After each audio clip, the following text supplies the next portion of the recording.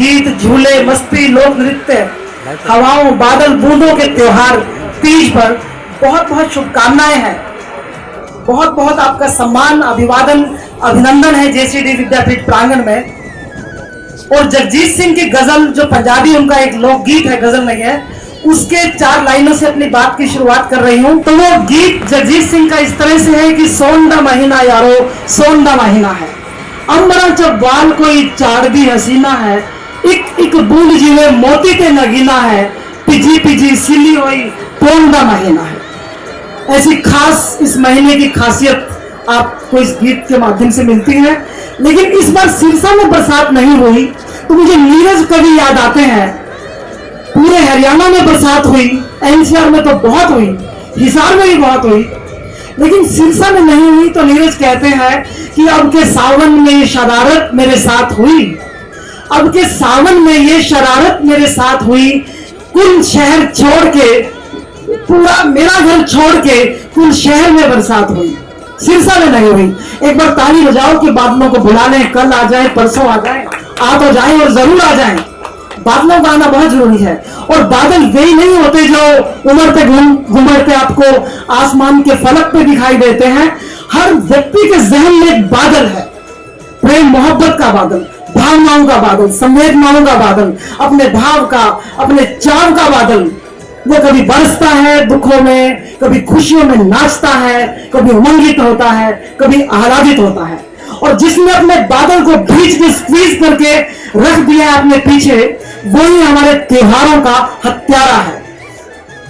लेकिन आज ये त्योहार मनाना इस बात का सूचक है कि जब तक हम शिक्षाविद लोग हैं, जब तक खासतौर से मैं कहना चाहती हूं कि महिलाएं हैं, तब तक त्योहारों को कोई मार नहीं सकता, उनके गले को कोई घोट नहीं सकता, और परंपराओं का कोई जो है वो पलायन कर नहीं सकता।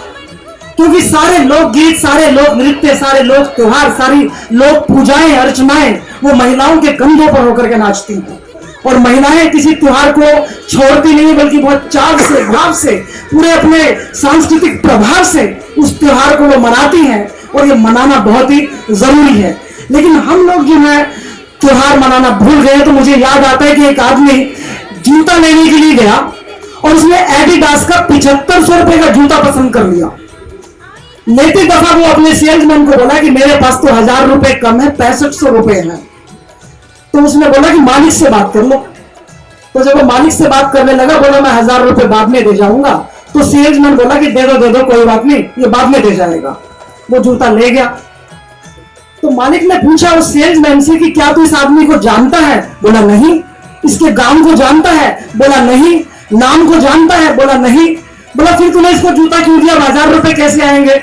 बोला आएंगे और जरूर आएंगे, क्योंकि वो आदमी जरूर आएगा। मैंने डिब्बे में दोनों एक पैर के जूते डाल दिए हैं। तो मेरा कहने का मतलब यह है कि हमें मुड़ मुड़ के संस्कृति की तरफ आना ही होगा। इसीलिए हमने हरेक के पांव में, कुदरत ने हरेक के पांव में, सांस्कृतिक वैभव में हरेक के पांव में एक ही पैर के दोनों जूते डाले हुए हैं, ताकि आप अपने साइज का जूता ढूंढने के लिए घूमते रहें, विचरण करते रहें, और तभी आपका वर्तुल, तभी आपका चक्र पूरा होगा। लेकिन हम लोगों ने त्योहारों को मनाने में कंजूसी कर रखी है। हमें लगता है कि त्योहार आएगा और चला जाएगा। हमारी कंजूसी की पराकाष्ठा है ये कि हम त्योहारों के आगमन की इंतजार ही नहीं करते। छुट्टी के तो इंतजार करते हैं कि होली की छुट्टी आएगी, तीज की छुट्टी आएगी, दिवाली की छुट्टी आएगी, लेकिन हम छुट्टियों के अलावा उन त्योहारों के साथ आत्मिक रूप से, हार्दिक रूप से जुड़ने की चेष्टा नहीं करते। ये बहुत ही खौफनाक मंजर की बात है। और आज का ये उत्सव यही दर्शाता है कि हम त्योहारों की कंजूसी को पनपने नहीं देंगे। और कंजूसी के मुद्दे पर मुझे हमेशा एक किस्सा याद आता है कि एक बार एक आदमी ने सुना था कि किसी गांव में बहुत जबरदस्त कंजूस रहता है। तो उसको बड़ा गुस्सा है कि अच्छा, मेरे से भी ज्यादा भी कंजूस हो सकता है क्या? बोला मैं जाता हूं उसके पास मिलने के लिए। गया और एक बास्केट के अंदर 2 खरगोश ले गया गिफ्ट देने के लिए। तो खरगोश भी कैसे, कागज लिया, कागज पे 2 खरगोश की फोटो बना ली, डलिया में डाली और जाकर के मिलने चला गया। तब जिस महाशय से मिलने के लिए गया था वो कहीं और गए हुए थे। उनके बेटे ने दरवाजा खोला और बोला पिताश्री तो और गए हुए हैं, बताओ कैसे आए? बोला मैं तो मिलने आया था, ये गिफ्ट देने आया हूं। तो उस लड़के ने खोल के देखा कि गिफ्ट में क्या है। तो दो कागज है, कागज के ऊपर खरगोश की फोटो बनी हुई इतनी इतनी सी। तो उस लड़के ने भी क्या किया कि बोला आप गिफ्ट लेके आए तो कुछ हमारी तरफ से भी लेते जाइए।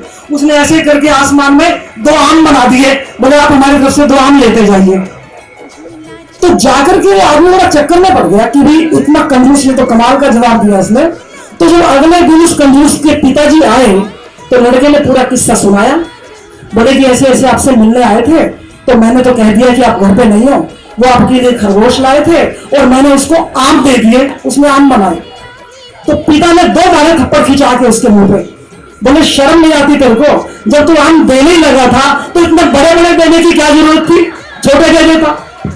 तो मेरा मतलब कहने का ये है कि हम त्योहारों को इतनी कंजूसी से मनाते हैं कि बस निपट जाए। तीज कोई एक दिन का त्योहार नहीं है, महीने का त्योहार है। पूरे सावन में झूले डलते हैं और झूले कितनी कमाल की चीज है। सबसे पहले जन्म लेते ही माँ की गोद के झूले में बच्चा आता है। झूले बिना तो गुजारा ही नहीं है। साल तक, 1.5 साल तक वो माँ के झूले में, फिर पल्ले में लोरी सुन सुन करके बड़ा होता है। फिर अपने मित्रों की भुजाओं के झूले में आता है। फिर विवाह के पश्चात अपने प्रियतम की भुजाओं के झूले में आता है। और मरने के पश्चात भी जो है हम 4 कंधों पे झूलते हुए मस्ती से जाते हैं। झूले अनिवार्य हैं। इसलिए हम कह रहे हैं कि आज इस तीज के मौके पे जो भी यहाँ उपस्थित है वे सब के सब जरूर झूला झूल के जाएं। और झूलों का, त्योहारों का, तीज का, सावन का, बरसात का इतने फिल्मों में प्रयोग हुआ है, इतने साहित्य में इनकी चर्चा हुई है। बरसात नाम से तो पूरी पिक्चर है। और जब फिल्मी गानों की हम बात करते हैं तो मुझे बहुत प्यारा गाना जो लगता है वो लगता है, तेरी 2 टकियां दी नौकरी मेरा लाखों का सावन जाए रे। तो सावन के झूले पड़े तुम चले आओ, मतलब एक से एक गीत हमारे बिहारी जायसी, इन्होंने महीनों का तो उल्लेख किया ही किया है। बादलों की बूंदों का, उनकी टप टप का, उनकी रिदम का, उनके गीत संगीत का, उनके जल प्लावन का, उनकी शीतलता का, उनके मर्रमपन का, उनके पेड़ों को, पत्तों को फूलने में मदद करने का, अंकुरन का, पूरी कुदरत की हरियाली का तो जिक्र किया ही किया है।